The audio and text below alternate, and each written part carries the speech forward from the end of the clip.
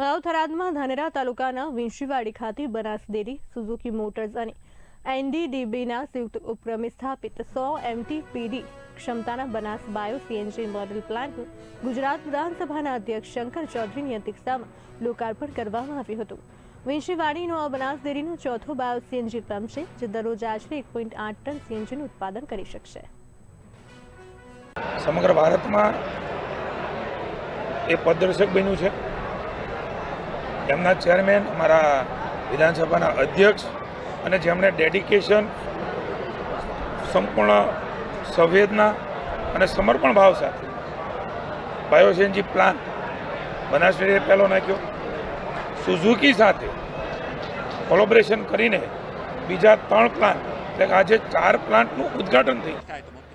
ભારતમાં ટોટલ 30 કરોડ જેટલી ગાયો છે, 3 કરોડ જેટલી ગાડીઓ ચાલી શકે એટલો ગેસ ઉત્પાદન કરવાની ક્ષમતા છે। ગુજરાતી શોકે છો કે હિન્દી? ગુજરાતી શોકે।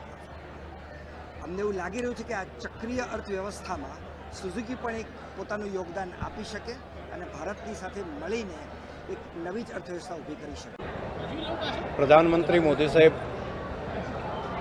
અહીંયા આવ્યા હતા ગુજરાતમાં। એમણે કીધું કે આ ગોબર નહીં પરંતુ ગોબરધન છે।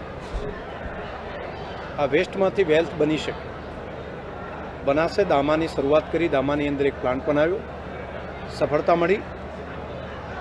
સુઝુકી પણ સાથે જોડાઈ અને આજે આ ચોથો બનાસની ધરતી ઉપર કોમ્પ્રેસ બાયો સીએનજી પંપ, એનું લોકાર્પણ માન્ય મંત્રી શ્રી જીતુભાઈ વાઘાણીજી અને સુઝુકીના ચેરમેનના હસ્તે કરવા